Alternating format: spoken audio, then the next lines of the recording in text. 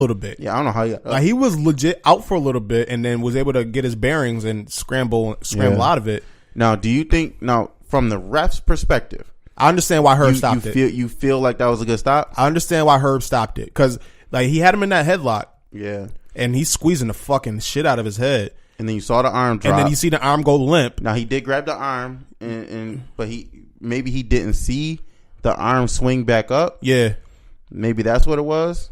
I'm not gonna lie. Like you watched the event, right? You watched the fight. Yeah, okay. yeah. So when I was watching the fight, I was late for work the next day. When his arm went limp, like the announcers, Joe Rogan, I forgot the other person. Oh yeah, everyone was like, "Yo, he's out," and like it legit looked like he was gone. Mm-hmm. Like I was like. And then, like the arm went limp. Herb asked him, "Are you okay?" He didn't respond, which you really can't because his head is buried into the dude's body, so you really can't say nothing. Yeah. And then they said that Ben like loosened it up. So this is the theory. The theory is that Ben Askren had him in the bulldog choke. Yep. Lawler was out. Herb asked him if you're okay. He asked Askren to release it. Askren loosened up a little bit. And then that's when Lawler came back too, but then by that time Herb had stopped it. So that's a theory I'm hearing. Did you see the post fight conference? A little bit of it. Okay, Lawler said that his arm was actually over his jaw, and he couldn't move his mouth. Right. That's what he was saying. So he said when he heard the ref ask him if he was okay, he said he literally couldn't say anything. Right. But he said he was fine. He said he felt pressure, but it didn't hurt. So he said he was just letting him tire his arm out. He said he wasn't really worried about it. And then he said the next thing he knew, the fight was stopped. In my opinion, I think that it was going to be over anyway. Because I was listening to the Joe Rogan podcast, and they had he had his man on. I'm bad with names. But he's explaining like how in the bulldog choke, you don't have to be underneath their chin to choke them out in that position. And did you see that video of Ben Askren squeezing 2 watermelons between his arms? Yeah, Lawler would have been done. He would have been done either way. If that fight was stopped then, or 10 more seconds down the line, that fight was pretty much over at that point because he was going to squeeze his head. He's going to crush his skull if he didn't stop that shit. But I thought the stoppage was a little bit earlier, just based on how we seen him react. But a couple more seconds in that position, I think it would have been over anyways. How did you feel about the women's fight? Zhang, I don't know her name. The girl from China. Yeah, she fought. She got hands though. Like but did you see in that final round when she had Shorty on the ground? Mm-hmm. Oh, it was done. She could not move, and she was number 7 in their weight. I think they're straw weight or something. Yeah, I believe so. She whooped her ass. Like as soon as she got her pinned down, and she was in that I think it was she had the single leg. That joint was definitive. Like she just kept hitting her with elbows left and right, punching her. The girl could not move. She couldn't even get on her back to try and get up. Like she was completely pinned down. Yeah, and it showed in the results. Unanimous decision. Yeah, so she I know they said she's gonna be in the top 10 this week. I'm not sure where she ended up placing. Weili Zhang. Shout out to Weili. Yeah, I like her. I just like her name. 19-0, I think too, or 19-1 or something like that. I picked her to win that fight by TKO, but she won by decision. Fucking whatchamacallit, what's his name? Cody Garbrandt knocked out again. Yeah, 3 times in a row this motherfucker been asleep. Yeah, he ain't looking too good for home. I want to go to college or something. Yeah. Pick up a different trade. Something. Just become a coach. Something. Yo, the most impressive performance of the night. Usman? Kamaru Usman. Yo, man. I did not see that coming, dude. He dominated Woodley for 5 straight rounds. Like not only did I not expect it, I also didn't expect that version of Woodley that we got. I was literally just in awe of like, what are we watching here? I seen you post on Facebook. You was like, I'm highly disappointed in Woodley. Yeah, like it just I didn't get a feeling of every single round. His coach, his team was telling him, you got to be aggressive. You got to do this. You got to do that. As soon as he comes out, backing up, letting him get the takedown. I'm like, this dude is the most defensive takedown artist of all time. I think it was like 97.2% or something. Greatest of all time, yeah. Takedown percentage. Defense against him. And he just keep letting him just do what he wanted to do to him. Like, yo, this is odd. Now, let me ask you this. Now, is that a knock on Woodley, or is that more of a testament to Kamaru Usman? Right. Because I don't want to take credit from Usman, man. Like, You can't. Woodley, like you said, 97% is 97% takedown defense. Kamaru Usman went in there with a game plan, and it paid super dividends. He physically just fucking babied him. He babied Woodley like that. You know, like fucking. You know how hard it is to take down Woodley? Like 97% defense percentage. His last fight, he stopped 23 takedown attempts. And the way that he was doing it though, like it was so calculated. Like he'll back him down. He'll back him down to the fence. Yeah. And then he'll hit him with a couple of combinations, and then he'll shoot his legs. Mm-hmm. And then when he like got him down that first time, I was like, oh shit. But then not that he only was he able to wrestle him down, he was able to pin him down and keep him on the ground, and then establish dominant positions while on the ground. Yeah. To the point we had him in a full fucking mount. Yeah, shit was I'm like, yo, what the fuck is going on right now? I was surprised on the fact that he wasn't able to finish the fight at that point. When they had him against the cage and they stunned him, and he's just swinging. Yeah, when they ended up letting them hands loose and Woodley ended up tying up with him. The ref stopped it a few times. I didn't like how him standing him up. A couple questionable stand-ups, but I understood bullshit. It though. Like, he really wasn't able to see any movement from them too. Like he felt like he wasn't seeing enough movement. But all in all, man, yo, now it's like now after watching that fight, all right, now were all those rumors true about Woodley? Does he now care more about everything else other than fighting? It almost felt like he was just there by obligation. Like, I'd really hate to say that because he was saying after the fight, it was like a bad dream where you keep trying stuff where you want to do something and it just doesn't happen for you. But that's not what I saw. I just saw someone who was contractually obligated to show up and showed up. Like.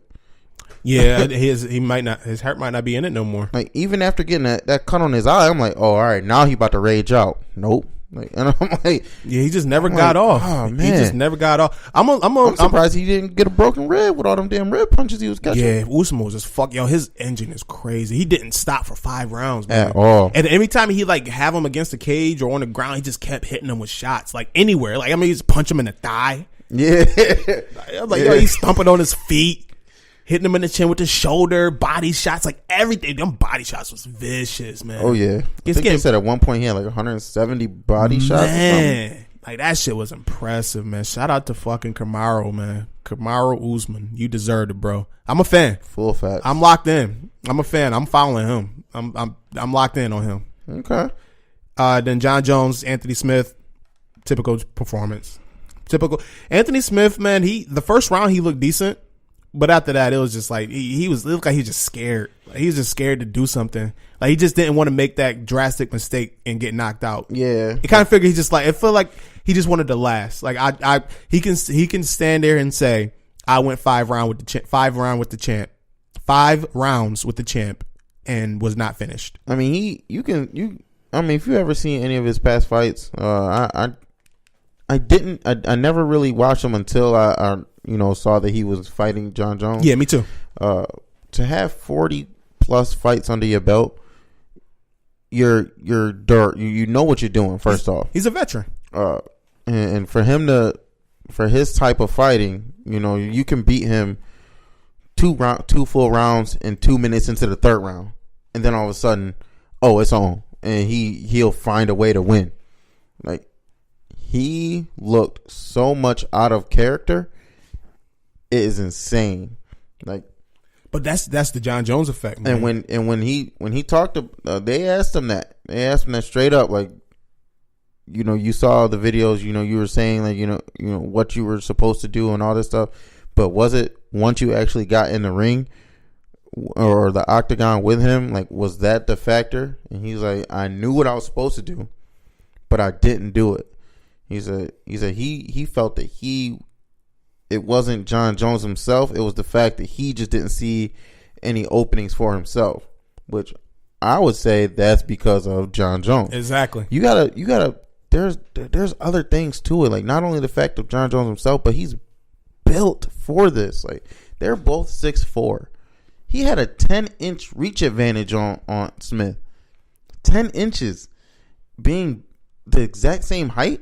That's insane, dude. And that's why when people see him face Cormier and stuff, I'll be like, yo, Cormier is like 5 inches shorter than him, 6 inches maybe, with like 13 inches less of a reach. When I'm like, yo, I don't see anybody doing this. And now they talking about should he go to heavyweight and all this other stuff. I understand that, but John Jones right now said he don't want to go to heavyweight. He wants to stay where he's at. It's gonna be real interesting. But that next one, oh boy, the last Stylebender is coming back. He getting that belt, boy. He getting the interim belt. He's fighting. Hold on. I don't want to go there. Let me give my statement on John Jones real quick. All right. Yeah, I agree with you that that's what John Jones do against fighters, man. He literally goes in and he takes away what that fighter does best. You can't do it just because he's so lanky, just because he's so good. That's the thing too. It's not that he just has like the height advantage or reach advantage. He has a skill advantage in every fight. So you come in with like every guy, he comes in with a game plan, but then they can't execute it because he literally just takes it away. Like I don't know why every fighter does the hand fighting with him. They just can't help it. Like, he puts his hands up and then the other person just got to go try to touch his hands. Yeah. Like, that shit right there, the fucking spinning back kicks to the body, them shits was beautiful. Yeah. And that fucked up his whole, like, he just had him on his back foot the whole fight. And then it just like Anthony Smith just like he at the one point he's in this fucking fetal position. That shit was like, man, this shit. I felt kind of bad for him after a while. Like, it just looked like he was just like nervous and sad, and I'm like, damn, man, get this man out of here, man. Shout out to Anthony Smith, by the way, for not taking the DQ victory. Yeah, for real. That was definitely by the state of Nevada. I guess that's a cheap shot. And he did two of them too. John Jones got away with two of them. Yeah, got away with one of them and then got stopped for the second one. The slow mo showed that it ended up that first kick thing ended up hitting him in the body. So it was while we were watching it, it did look illegal. But once you saw the slow mo, he just missed hitting him in the face and hitting him in the body. But that knee, yeah, that was something bad. Yeah, I'm happy in that way. I would have been pissed. I definitely didn't want to see that.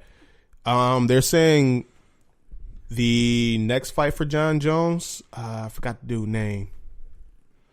They want him to fight who was it?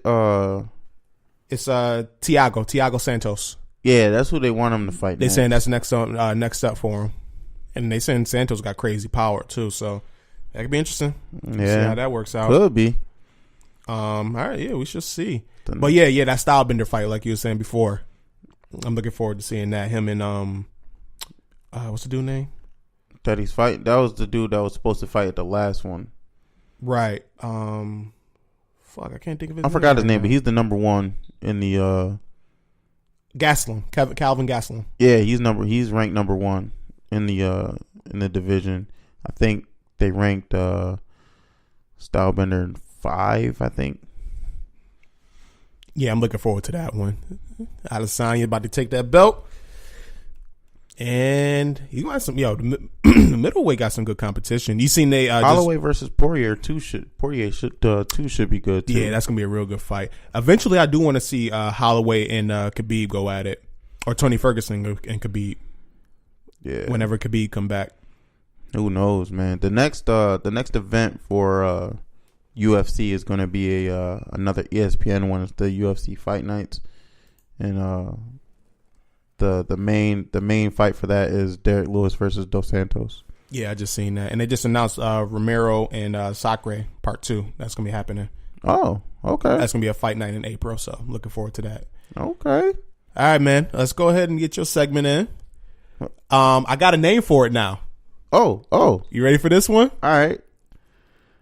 Fast Breaking with Ed Jessie. Fast Breaking with Ed Jessie. Okay. You like All that right. one? All